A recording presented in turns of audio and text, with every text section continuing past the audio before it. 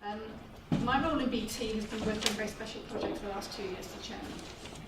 I've got a background in psychology, and I've got a business degree as well, and I've spent 20 years as a consultant changing the way people do things in the workplace.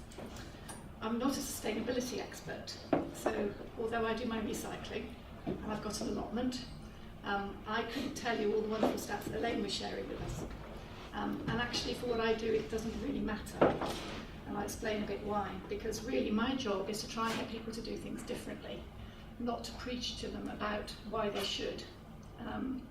My colleagues in the CSR team have been doing this for quite a while, and they have loads of wonderful stats. And if you go onto the BT website, bt.com, there is loads of stuff, which is really impressive about what BT has done as an organisation. And I'll give a bit of context in a minute. But my job really isn't around that. It's about trying to close the gap between having that kind of great, glorious history and track record, having a brilliant CSR team, doing lots of great stuff, and still having a bit of a gap to close. So it's about how do we change those behaviours. That's my job. So I'm sorry if I've disappointed anybody and you thought you were going to see someone else talking about something else, but that's what I'm going to talk to you about. Okay? All right. So let's see if this works. Okay, this is the journey, and that's the bus we're taking. Okay, so in the next 45 minutes, less than that, if we're going to get some questions. I'm going to cover those main areas. As I say, I do want you to ask questions as we go through, so I'm going to talk a little bit about BT and the green credentials without loads of detail because I'm not an expert on it, except I know we do lots of good stuff. I'm going to talk about changing behaviours in BT, which is really what I'm about. I'm going to talk about something called the Unlocking the Talent programme, which is a thing I've been leading. And it's a bit of a strange name, but I was stuck with it when I joined the team. So I'll explain a bit about why we've linked what we're doing to talent. I'm going to talk about what I've been doing within that programme, the pilots I've been running. There's a whole range of those, and they're quite interesting. And about what we're going to do next. I'm going to give you also 10 top tips. This seems to be quite useful for people. And things that we've learned as a result of what we've done and that might also be beneficial for you. And then a quick Q&A and a surgery.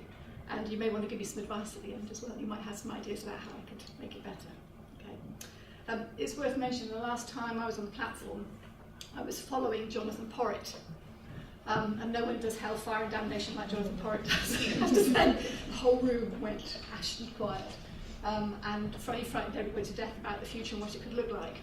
I'm not going to do that. I have a reason for that as well, not just about my expertise and my background, but I also think, like those early campaigns to stop people smoking, showing a pair of rotting lungs isn't necessarily the way to do it.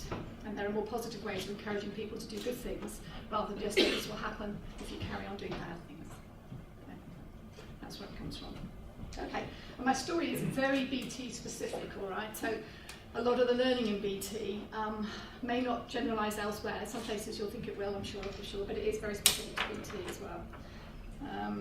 Okay, so a little bit about BT. It's small, isn't it? I'll read it out to you. This is BT's stated purpose, and it's very new, and I'm not sure it's actually public yet, but I think it's very good. So yeah, BT purpose is, we believe in the power of communication to make a better world. We believe together the best networks and technology, we bring together the best networks and technology with the expertise of our people, making connections, creating new possibilities. This way business can grow, communities can flourish, and individuals can get more out of life. That's the difference we make every day. Now, some quite key things in that statement, I think, which is about recognising communities, connecting people up, and also talking about individuals getting more out of life. And it's that broadest sense I'm going to be talking about when I talk about sustainability. And the everyday bit as well, that's important. Okay. BT is quite big. I think the latest count in the UK was about 88,000 people, employees. And I look at all of this and I think we've got a revenue that exceeds about 21 billion. I look at this and I get a bit frightened about the size of what I do. It's a very big organisation, that brings its own complexities.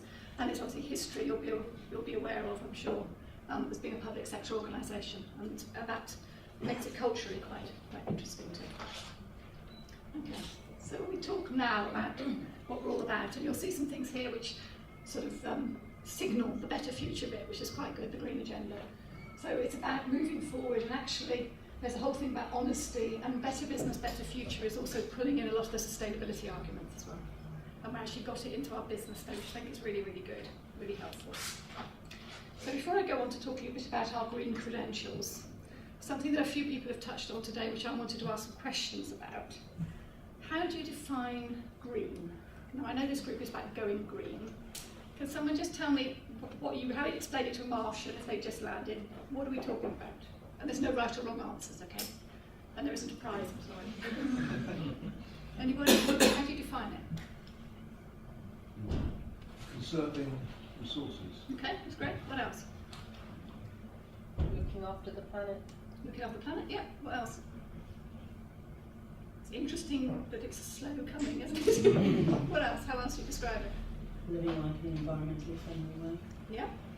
Using resources so there's something left over. Nice concept. Okay, good. What else? I think the aim is care for the future. Care for the future. Okay, the future word, like that. So what I'm getting is some largely green orientated statements, but they're all different. Right? And if I say sustainability, how would you define sustainability? Okay, so then we get the social bit in, right? Okay. What else? It's also financial, isn't it? Sustainability. Financial. Okay, great. More? Not using it all up. Not using it all up. Yeah, that conservation idea. There's a global justice element as well. Ah, yes. Okay, this is getting to an interesting area about fairness and equality stuff as well. Yeah, okay. What we're doing is we're kind of stretching it to mean something a little bit wider than just when you normally tap someone on the shoulder in the street. What they tend to say is, oh, it's about recycling, that was first printed, isn't it? It was about reducing the carbon footprint and things like that. And actually, we start defining ourselves as quite different things, a much broader spectrum. The way I'm looking at it, particularly, and what I've done in BT for the work I'm doing, which I'm going to tell you more about, is very much in a triple bottom line definition. Some people heard the phrase triple bottom line? Yeah, there's some nodding going on. Okay. People, profit and planet. So we get a lot of planet definitions here as well. The profit bit, because if we're not in business, we don't make a profit, we can't benefit anybody. And the people bit. I'm going to talk an awful lot about the people bit, about how wide that can be. So it's going beyond a lot of the things that we've done about reducing our carbon footprint, educating our people and things like that. There's a greyer area I'm going into. But my argument I'm going to come back to a bit later on is that actually everybody defines this differently. So we have to be careful and challenge ourselves when we give it a label, if we want to call it sustainability, if we want to call it talent or whatever. Actually, everybody has their own label for it. And if you come from a background in psychology, we talk about individual difference and putting everybody in the same pot and saying one size fits all, one program fits all, one language fits all, we're going to miss a trick. I think that's wrong. A bit about the BT story. It's a bit small, isn't it? I'm sure we'll copy this. So again, this is on bt.com. Loads of great stuff, protecting the environment, you know, lots of better future case studies, lots of charitable work. We'll talk about that. Put a website on I Donate where you can pay money to charities and it doesn't cost anything from your donation when it goes to charity. All sorts of wonderful things. I say my colleagues in the CSR team have done with. Lots of volunteering. That's part of my latest job as well. Talk about that. Lots of good stuff. And lots of involving people in the community, lots of different ways in volunteering. BT's been doing that for a while. I'll tell you how big the target is soon. Charitable donations, as I said, we do a lot of stuff for fundraising and sort of big national programs, and doing things for BT Tower and that kind of stuff is quite familiar, I'm sure. And we do a lot of sustainable product development as well, which is quite interesting, perhaps not so many people are aware of. And phones for people with visual problems, and making sure that we have things that use less energy, like home hub, stuff like that. So we have a lot of people developing interesting new products. This is all great, and we connected up the Olympics, did a marvellous job, I understand. Connected everybody, they could all get a signal, they could all get online at the same time. It was kind of invisible to some of us, but actually that was what was going on when you have that kind of usage, which is great. So, loads of really good stuff going on. Lots of things we can point to, and we can put in our annual report. Always great behaviours, but there's still this gap. So, I mentioned how many people we've got employed in the UK. It's over 80,000. We want to get more people volunteering. I think we've got about 12,000 people volunteering at the moment, and they're giving about 50,000 volunteering days a year. Now, for a lot of organisations, they go, wow, that's huge, that's absolutely amazing, it's great. But we employ more than 80,000 people, so why have we got only 12,000 people volunteering and only 50,000 days? So what we're saying is, we want to get more people engaged with this, and how are we going to do it? So we're doing good stuff, but it's not quite enough. Stunned silence, before I move on. Just make sure that people are with me. No one's heckled yet. I'm between you and the pub, I know that. So, yeah, okay, I'll bear that in mind. Okay, so this is about changing behaviours then. So what we're saying is we want to get better at some of this stuff. We obviously want to keep people doing the sustainability piece, but we want to transfer some of that from workplace to home place. And that's a theme which I think Elaine touched on, as other people have mentioned as well, do more of that. We also want to get to do more. We want better employee engagement. There's all sorts of complex reasons for that. We'll talk a bit about that. And we actually want a different culture. A few people have mentioned culture today as well. It's particularly interesting because we can do our interventions on the individual level, the group level, the business level, but changing an organisational culture is quite a big thing. Can I just ask you a question? Because you're focusing a lot on volunteering. Do you measure employee engagement by numbers of days volunteered, or do you measure it in different ways? That's a good question, and that's part of it, but it's not the only way. I'll give you some measures in a minute, but yeah, it's a good one. It's being focused on, and I think it's being focused on the number of volunteering days and the volunteer engagement level for a reason, because it's a number. And that has its upside and downside. I think it's kind of a bit, it's a kind of accountancy-like approach to it. Let's put a tick in the box, how many of those can we get? It's not a bad thing, it's not a bad way of doing it, but it's not the whole picture. And that's what people have asked for. So, and the whole engagement piece, and I'm going to just, you haven't seen my slides, have you? But I'm just coming on to that.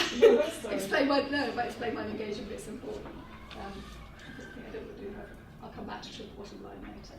Okay, because we know that engaged people like coming to work, they feel valued and they do best work for the customer.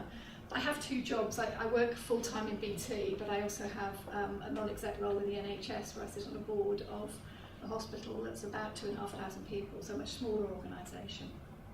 And it's very clear if you're delivering health services that patients have a much better experience if the nurses are happy and your senior clinicians are happy. There's a big relationship between employee satisfaction and service delivery, and it's well recognised in the health service.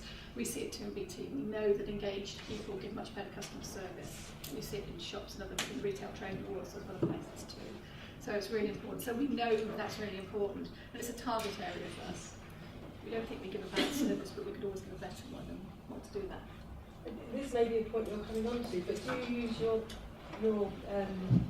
sustainability efforts as a way to engage your employees? Yeah. That's part of what I've been doing, but yes, we are. We're starting to measure it too. So I'll talk a bit about that. Okay. So here's a bit of the stats behind about the engagement piece. And we know that when people are engaged, it drives revenue up. That's pretty important. And there's all sorts of good stuff there. I won't read through the list, that's very boring. But you're more likely to recruit and retain people, and people will have a pride in their company. And that's if you really strongly link to the whole green sustainability volunteering agenda. And I'm going to use all those phrases interchangeably, all right, because I don't think one size fits all. Incidentally, the Americans have done quite a lot of work on this, and in the States they've come back and said, we think we should stop labelling. I think there's dialogue in this country that's going the same way. It's quite interesting. So there's this big sort of engagement thing going on where everyone's recognised that's a good thing, which is great. Like a lot of organisations, and certainly big organisations, we've got more than one initiative running at a time. I don't think I even know all the initiatives, I'm not sure anybody else does, but here are a few that are kind of linked. So there's engagement piece. We're also doing the organisational health stuff as well. And if anyone's come across the Price and Keller work, McKinsey's are big advocates of actually promoting the idea that organisations are more successful if your employees are more engaged and more rounded, at the most very simplistic level. And by investing in your employees and their relationship with the company, you get a better return. Any waving recognition in the room? Anybody else doing that? I can't believe that groundbreaking. Okay, nice. Okay, so we've got that going on as well, because we've done quite a lot of work very recently looking at our culture, and it has lots of really good things about it, but it has a lot of things which aren't so good. And I'm sure if any organisation did this kind of drains up we've done, you'd kind of go, oh no, the baby's ugly. And we found, oh, the baby's ugly, we need to do some stuff. And it's particularly tied into some of our business performance as well. So for example, we know that we could do better in developing our leaders than we have been. And that's a particular target. So that will link into what I'm talking about. So the whole thing that BT is trying to achieve through a whole number of different initiatives, so the idea that everyone feels part of one team, one BT, they know what the values are, it's an identity and we're proud of it, and we want to actually be able to measure that better. We have employee surveys where we ask people, are you proud to work for BT? We want to get the numbers up. Those same employee surveys, we ask people, does being part of a company where you do volunteering, does that help? And the feedback we've had is huge, saying, yeah, absolutely, it makes us proud. Some of the other things don't make people proud, so we want to try and balance it a bit. Okay. So we do some stuff for people in terms of trying to raise their awareness of green issues, sustainability, organisational health and stuff like that on online training. I'll pause for hysterical laughter, but there wasn't any. Because like every organisation, we've been through cost cutting, and it's still going on. And online training is a big feature for us. We're quite a very technical kind of company, and online training works really well for engineers doing engineering stuff, but actually trying to get across the idea of sustainability and that kind of stuff is much harder that way. So we've been doing some of that stuff, and we've had a bit of a mixed impact. We know that group activities and face-to-face are much more effective, and so we know that we're doing lots of good stuff, but we're not getting the kind of CSR achievements, the engagement in volunteering, the kind of culture and valuing of people within the organisation and recognition of diversity in the community, all those things which you think are part of the big green picture, we're not there yet. So my next question to you is, whose job is it, do you think? So if you're looking at an organisation, your own organisation or other ones you know, who do you think should be taking the lead on that stuff? Which part of the organisation? Who owns it? Chief Exec. Chief Exec? It's a good one. Others? Everybody, yeah, that's good. Absolutely, and I agree with that wholeheartedly. Who else commonly picks it up? Where are those pockets of people who may pick it up? Facilities often do. Sorry, Facilities management. Facilities management, yeah, and actually, yes, we talked about that earlier today, didn't we? And that they can be a really good place. Who else picks it up? Communications. Communications, yeah, they often do. And I think communications and engagement teams are absolutely essential in this. The other people I come across, obviously CSR, and BT has a central team who do that stuff, and have been doing it successfully for a long time, but even they are beginning to advocate that actually they shouldn't be doing it in lots of ways. Whilst there's a small, very specialist niche of stuff they should be doing, actually it should be out in all our lines of business, and every single individual should be doing some of it.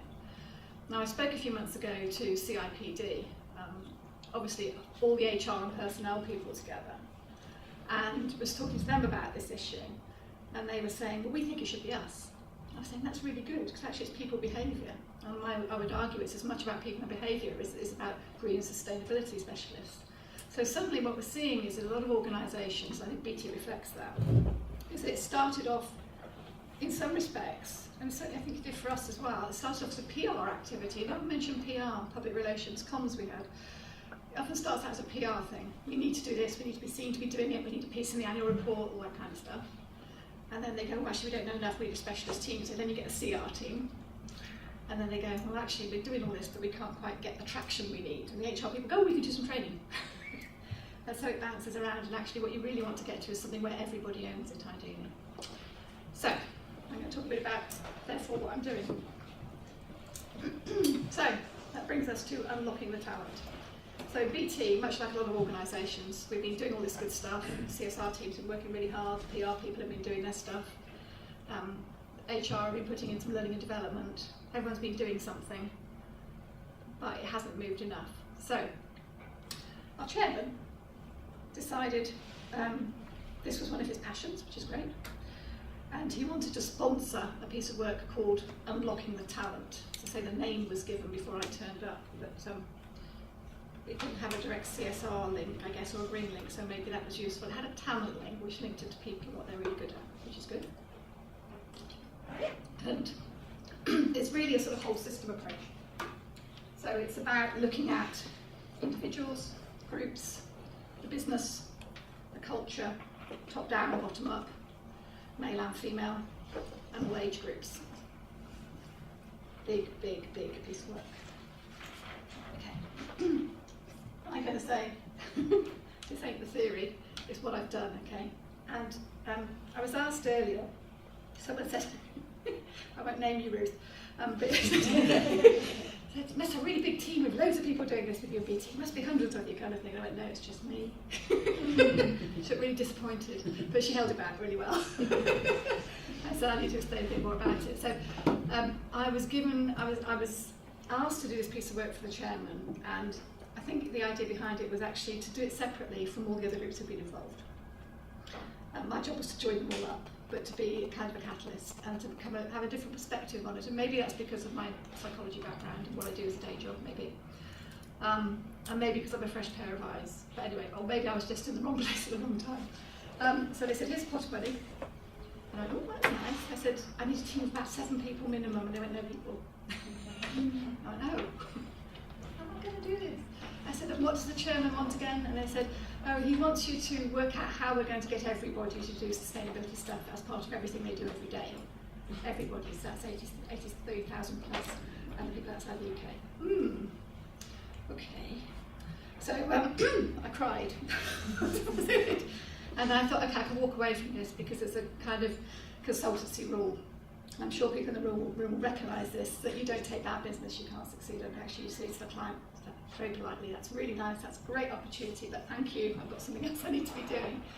And then I thought, well, if I don't say yes, then nothing will happen, I can see because of where they are. What do I do? So I thought, well, it's a good test for me, isn't it? I think I'm so smart, let's see what I can do.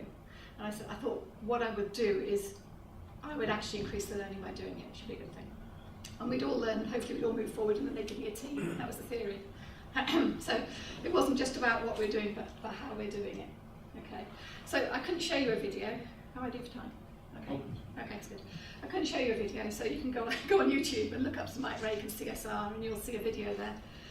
I thought, it's only me. I've got some budget. What do I do? How do I get anyone to listen to me in an organisation this size? Well, I'm not the most important person here. I thought, right, I know what I'll do. I'll go and ask the chairman to make a video to tell everyone how important it is. Now, you might have come across Mike Rake's name before. He's also on the board of Barclays and he's chairman of EasyJet, and there's a few other things in his spare time. I'm a busy man. I got in contact and said, I'd really like you to make a video because this thing's really important for you, I gather, so it will help me get it off the ground. And he said, okay. I went, great. And his PA said, right, you brief him in the lift on the way down to the video suite, then he'll perform, and then you've got your video. Right, great. So I went to the 9th floor, I collected him, we went down the lift, I had 9 floors to brief him, we went into the video suite. Cameras rolled, he did this piece to camera, faultless, absolutely brilliant. And he turned around to me after and said, is that all right? I went, awesome, Chairman, awesome. And I said it's on YouTube. But what that did, I made light of it, but what it did was it suddenly gave me something I could then use around the whole organisation and say, actually the chairman thinks this is really important. And everyone went, oh, okay, it must be then. Because we don't know who you are, but we all know who he is. So that helped a lot. So actually having him and having his face on things really, really helped. So what we ended up with, and having got some guides from what he wanted as well, was something that was all about experiments. And that was an interesting thing to do because what we're really looking for is a shift in our culture. And in BT, we don't take any risk, or we don't take a lot of risk. Risk-averse culture, we're kind of almost like some people see us as an extra emergency service. So everyone does what they're told mostly and gets on with it without question. And so if you're not told to do something, people tend not to take any risks and certainly don't do experiments. So in terms of getting people to try things around sustainability, then it's really difficult to make the link between an investment and a return. And we've had other colleagues in the room talk about that, and about the need to turn it around within 12 months, 18 months. It was going to be very difficult to do some of these experiments where we'd already done the stuff that says you can reduce your carbon footprint, we can do the recycling stuff. That's all old news, that wasn't my job. We were trying to get people to actually learn about new things and actually lead the business in a different way. So what I had to do was to actually put it under a safety umbrella for everybody and say, look, I'm going to pay for it, the chairman's given me some money, this is going to be an experiment, and all I need you to do is volunteer, and we can't fail. And everyone went, you sure? That's not how we do it around here. And they kind of kicked the tyres a bit. And no, it's generally going to be an experiment. We're going to do a few of these and see how it goes. And I've got some colleagues I'm going to bring in from Henley Business School and from Ashridge and Forum for the Future and some other independent people I brought into the organisation to give us a bit of a kickstart on some of this and to also give some brand credibility to it as well. Because it was very important when you're acting like a very small mouse in a big organisation, you need to have something that gets people to take notice of it and take part. Because if I didn't have anyone taking part in the experiment, I'd have no experiment. So that was really important. So, okay, so the how is very important. Okay, so getting people to work responsibly, that kind of thing, and getting people to risk failure. So got a few people to say, okay, we'll follow you, we'll give it a go, all right? So pilot project, all right. So we did a few different things. One thing I did was I set up a sustainable leadership development program for some BT senior managers, very senior managers. Set up a modular course we piloted at Henley, which was really interesting, really, really good. And all these people said afterwards, I didn't know that stuff. I didn't know what sustainability was all about. And this was very useful because one of the points that people have raised this morning is about knowledge, and there's a knowledge piece that's really essential to have there, but that won't fix it in itself. So we gave these people the knowledge. And then we got them set up with projects with the support of Henley people to actually go and have a go back in the workplace and making a sustainable change. There's a couple of reasons for that. One is that we have a culture which says that people have an attention span, in fact, 2 days maximum on a training course. People don't do training courses that last any longer than that, strange but true. And they like to do practical things and they like evidence. So we needed to keep these people engaged. And I wanted to make sure that of the 16 people I picked out the business to come on it wasn't a cheap course to run. I had a range of people from our CSR team, because I wanted them to be able to kick the tyres from the inside. I thought if they're not inside the tent, they'll be outside the tent later. So really important that they were equipped to come and criticise it if it needed criticising and take parts. That was good. And I had people from all over the business to come and have a go. So I had a really interesting mix of people who kicked the tyres very well, but came away saying, oh, that was really good. The next stage is to get it rolled out in the business, but we're on our way. So that was one of the first pieces of work we did. We did some appreciative inquiry work as well, which is much more positive psychology. Rather than saying why you can't do this and all the barriers, let's look at what we can do and do more of it. And that was a step too far for our organisation at that stage, I thought I could say. I think in the future we'll get there, and I think a lot of the stuff around organisational health that's coming recognises the need to do that. But when I did that 2 years ago with some colleagues from Ashridge, it hit a brick wall. So not everything works. That's the whole point of experiments. And it was quite good to be able to go around my business and say, we did an experiment, hey, guess what, it didn't work. And they went, what, you're still here? I went, yeah. Because actually what we're trying to also do is role model the fact that it's good to actually try new things and innovate, otherwise you have a business with no growth and innovation. So was it the appreciative inquiry that didn't work? Yeah, it didn't work. Okay. I would never criticise the technique, but with our culture, they went head to head because we don't do that kind of thing. We kind of How did language people carefully. respond then? Sorry? How did people respond? What was it? How do people respond? We haven't got time for that, and there isn't anything positive to say. This is a particular part of the business, right? We haven't got anything positive to say, so we went, okay, I think we'll just learn from that, we'll come back and we'll try again later. But it was useful. I've had the 15-minute mark, so I need to rattle on a bit, but we'll keep going, right? But yes, appreciative inquiry I think is marvellous, and we'll try again, but that one didn't work. Okay, so we've done some work as well with the unions. We did a very low-cost thing, and we did some lunches. I think other people have spoken about the fact that you need to reach to different people at different levels of the organisation. So we set up some lunches with some free sandwiches in some offices, and we got some speakers in, and the union reps there as well. And we encouraged them to invite people in, anyone who was going past the canteen, come in, talk about sustainability for half an hour of your lunch hour, have some fun, have some freebies, so people got freebies, and go away and see what you can do at home as well. And that was really interesting. And the feedback I got from that was some of the questions those people had raised, and they were from all levels in the organisation, but they tended to be more junior people. Some of the questions they had raised were far more sophisticated than the questions we'd had from the people we sent to Henley. So we all learned from that. And they all went away and said, oh yes, we can do this, and we like doing it with our friends as well, that's really good. And we could do more of it in the office. So we were sowing seeds in different places, like lighting fires. Okay, coaching our apprentices. I've got a great picture of apprentices somewhere coming up. We did some coaching work, I suppose a generic phrase is life skills coaching, lifestyle coaching, with some of our apprentices. Most businesses don't spend money on very junior people like that, and certainly don't take them out and give them a coach. We did some work with them last year, and we've done another group this year of 10. We've taken our 10 apprentices and given them life skills coaching. I dropped them off on the Monday with 10 young people with the coaches and said, I'm coming back on Friday to see what your week's been like. And I said, you'll be like different people. And they went, yeah, whatever. Came back on Friday. You were right, we've had a hell of a week. But they wanted to rule the world after that. They said, right, we want to go and tell someone how the culture has to change and we want to do it now. I went, great. It was absolutely fabulous to see these people, because it's about giving them the skills and the capability to go and start having the dialogue, which means it's not just me, it's not just the CSR team, it's not everybody else just saying, we think you ought to do this, but there's people on the ground doing it. So that was really important with them. Action for Happiness, the most recent one. Again, this is a positive psychology one. Anyone come across Action for Happiness? Charity? Yeah, they're worth looking at. A good website. I got them in to come and do some work developing a resilience training course for our frontline managers, because I thought that if we could beef them up a bit and make them have a little wider view of the world and things, they could actually introduce things at that level. And frontline managers offer the meat and the sandwich. They've got people on the front line, they've got senior managers above them, and it's hard to make a change. So that's been very interesting, and we're looking to roll that out more widely in the business as well. So that's a bit about Henley, that's Action for Happiness, so that's a bunch of apprentices. I was just going to say, you know, that you're doing a range of really interesting stuff there and with a range of levels. Do you find that it's also doubling up as a kind of peer, you've got your own PR army out?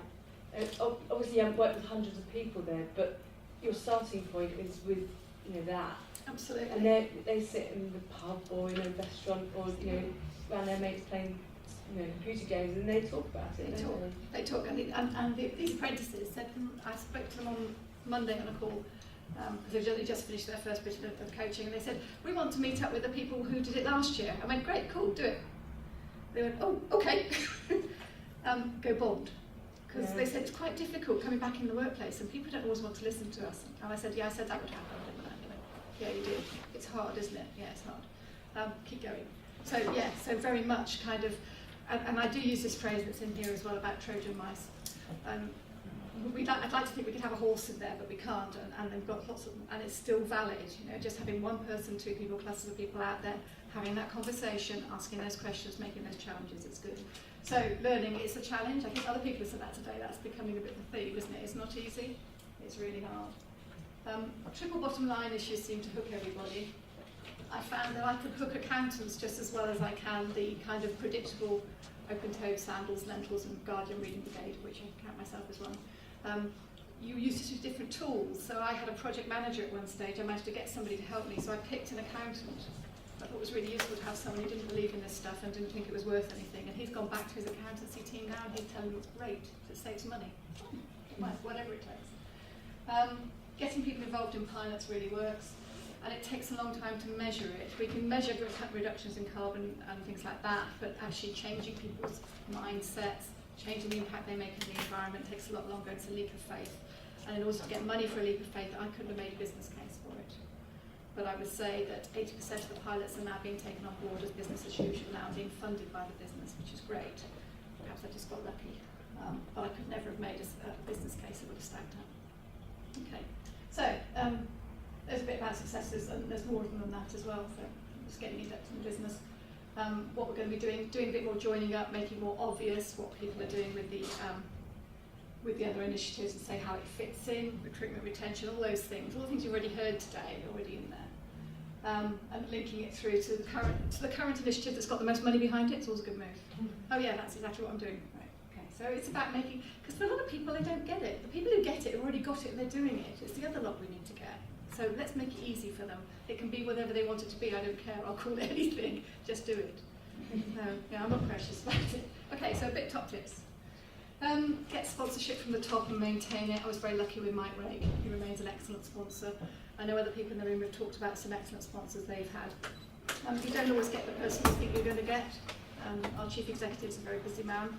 But we've got chairman who's given some time to it, which is marvellous, and it'll vary in organisations, but trying to do it without sponsorship is very hard. That doesn't mean to say I think it should be just top down. I don't at all. Top down, bottom up, middle out, all of it, do everything. Link it to the values, link it to the strategy, link it to your culture as well and what works around here. It's no good me saying this was great in BT when you're sitting there thinking, well, where we are, fine. Look at what works where you are and do it like that. Understand your key stakeholders, identify them early on and get them roped in, and they may not necessarily be the most senior people in the business. I'm sure they would include that as well, but I had great help from the unions as well, and people who were also big advocates of actually doing some learning and actually doing more leadership development, and I piggybacked it on that very effectively. We can't have leaders in the future if they don't get the sustainability piece, because they won't be able to lead anything, they'll be their business to lead. Get some input from people who've tried it, get some advice. I always think advice is a good thing. Ideally, I'd set up a proper budget and a programme and everything that was properly staffed. I'd obviously say that, wouldn't I? It would be great. But if you can't get that, don't say, oh, well, I won't bother then because I can't do it. Just do it anyway. Sorry, there's another question. Yeah, do you not think that if you did have a team of, 5, 10, 15 people, that would be sending out a contradictory message saying, we want you all to do it, but we need a team of people to make you do it? Do you know what I mean? Yes, I mean it could be disadvantageous. Because they say, well, we don't need to because you can do it. You're doing it, yeah. Well, in an organisation the size of BT, 5, 6, 7 people wouldn't make enough of a difference, Yeah. I think. But you're right, you've got to get the balance right, otherwise it looks like a corporate initiative again. Yeah. You don't want that. But on the other hand, having really good marcoms around this stuff is really essential. We could have had a great intranet site up for it and the rest of it, we didn't have any of that, because we just didn't have the number of bodies to do it, and I think we missed a trick. I know we did. I'm trying to put it right now, and I'm still looking for the cash. But yes, you're right, you've got to get the balance right for your organisation. So awareness raising, that kind of stuff. Rewards as well. I think it's really good if you can reward people for doing the right thing, but actually putting into their scorecard that they've got to volunteer gets a bit tricky, doesn't it, really, if you get to that stage, because actually that's not volunteering, is it? That's press ganging. So it's a difficult area, but I do believe in actually rewarding people for doing the right thing and linking your rewards to the behaviours you want. That's kind of basic psychology, I think. And make and maintain a joined up business case and use the wealth of evidence that exists about businesses benefiting from engaging employees. Use those hooks out there. There's loads of evidence to say that actually the top FTSE 100 companies, I think, have got really good employee engagement, have got the best bottom line, have had them consistently for a long time. And there's a real trend. There's lots and lots of evidence out there, and it's worth collecting that. And because you're going to be lobbying mostly accountants, that's what happens. So it's quite useful to have that, because I say the people who naturally get it are doing it already. It's fine. So everyone can make a difference. Waiting for a budget, waiting for the policy, waiting for permission, waiting for someone else. It's all just delaying tactics, I would argue. Be the Trojan mouse in your organisation and go do it. It's my top tip. I've survived this long. You may never see me again, but it's obviously worked. Okay. So, questions, surgery issues, and perhaps your advice about what I can do differently. Or any more heckles, or just general kind of, can we go to the pub now? Yeah. Yeah, hi. I heard you say about you've got 12,000 staff volunteering. Yeah. Is that correct? Yeah. Yeah. Which is what I've heard before. I've actually talked to some of my colleagues about these sort of issues. And one of the things is, how else are they measuring engagement? Because from my experience, actually, most people don't want to volunteer. Doesn't matter how you look at society, how you cut it. Most people don't volunteer. They, apart from maybe do their kids' football team or whatever. Yeah. So, is that the main? Because that sounds, from my experience, that's one of the main signifiers of how the organisation's doing. And actually, it might be setting the organisation up to fail, because the organisation has set a target of 20,000, and actually, it's set itself up to fail. Because, and particularly in a culture like you say, which is really rather traditional. Yeah. So how can the are they looking at how they can change that target and basically be humble enough to go, we might have picked the wrong target here, or is there anything That's lots of questions in one. So I'm going to pick the first one. Right? First one. So the first question was: is that the only way you measure engagement, and it's not. We do have a very vigorous employee survey programme which runs regularly, and we do ask people some questions which are linked to engagement, and we also do different surveys as well on top of that in each of the lines of business. And we do measure it in different ways. We obviously do what other companies do in terms of sickness figures, retention, that kind of stuff, how long new joiners stay, all that kind of thing. So we've got a sort of pattern of ways of collecting that stuff. There's no single way of doing it. I do think that it's not a straightforward thing just to say, oh, we've definitely got more engagement because we're focusing on getting the number of volunteer days up. It's a very simple measure, it's one thing, but I don't think it should be seen on its own. And I think actually there's a much broader picture here. We're educating around this stuff. We're not educating just the people who are doing the volunteering, it's also the people who are controlling the numbers and the metrics and managing them, and also releasing them from their day job to do it. And in times when you've kind of got financial constraints as well, and you're sure a shortage of people sometimes, it's quite difficult to get people released. So we've got to balance it well. I don't want to turn anybody off in the business by saying you must release your people to do this. That's kind of going to be counterproductive. I believe much more strongly in carrot than stick. But yeah, I don't know the answer yet. This is where we've got to. I was wondering how many people you've managed to engage in all of these activities across the organisation. That's a good question, and it's tiny.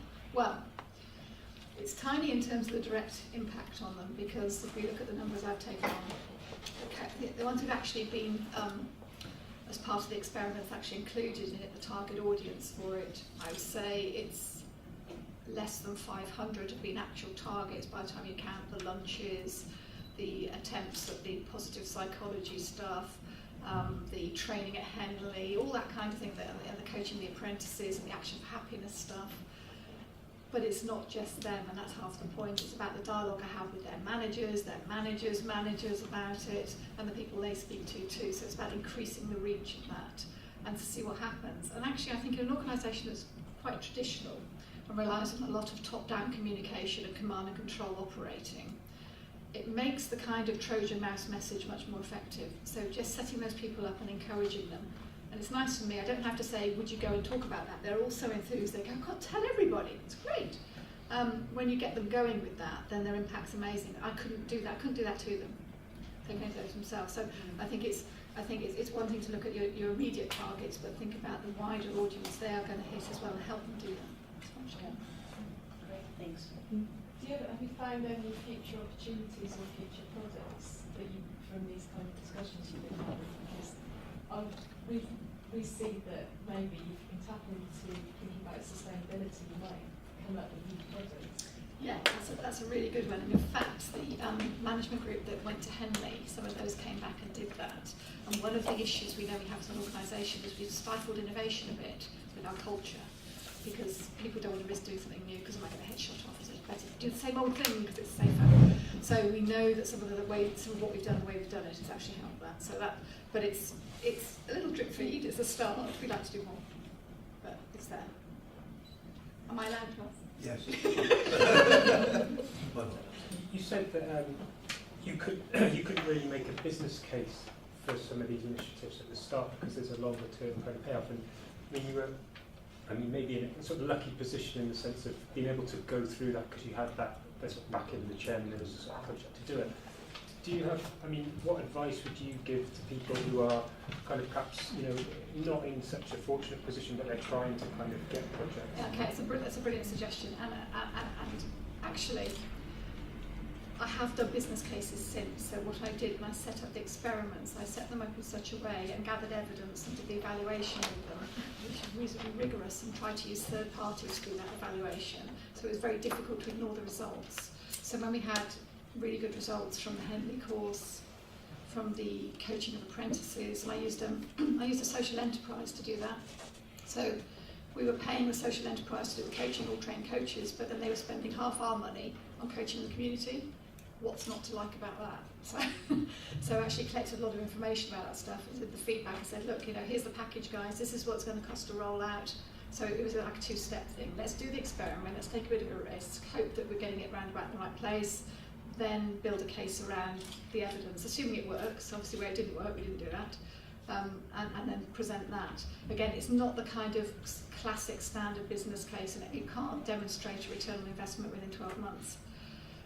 But by linking it to other strategy and policy that's happening as well, and by saying it's a reasonable bet, this is a good idea, and it's not going to cost you any more than the things you're already doing. For example, you're just moving your money from one place to another. You can make a good case. You just got to think about it. If it was my business, would I do that? You know. And one of the things we come up against, I think, a lot of this sustainability stuff, the triple bottom line stuff in the widest sense, is very grey. It's very difficult to prove, and a lot of it's a leap of faith. It's like trying to encourage people to join a religion with no evidence, then put all their money in a basket, take a leap of faith with it, with nothing, no harness or safety net. And that's not how our accountants generally work. That's not just in BT, it's everyone's accountants. And there's a good reason for that. So we're really asking them to demonstrate some very different kind of behaviours, so we've got to help them. That's why it's so hard. Good luck. Can we all thank Sue very much?